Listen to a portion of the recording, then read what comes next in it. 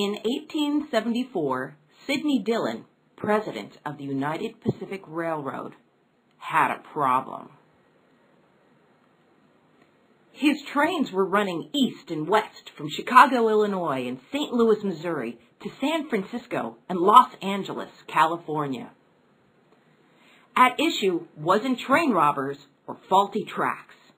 No, his problem was telling time.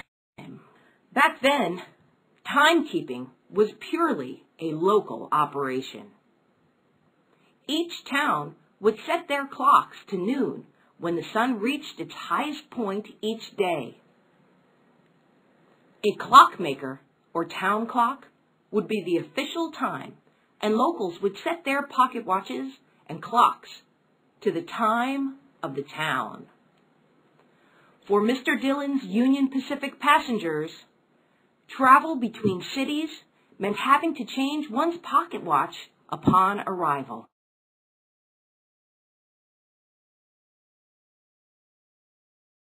How do we know it's morning?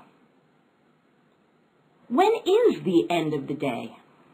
Of course we know morning as the time when the sun rises, and evening when the sun sets.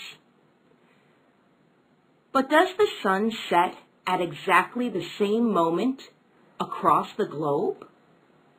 Of course not. The sun rises from the east and sets in the west.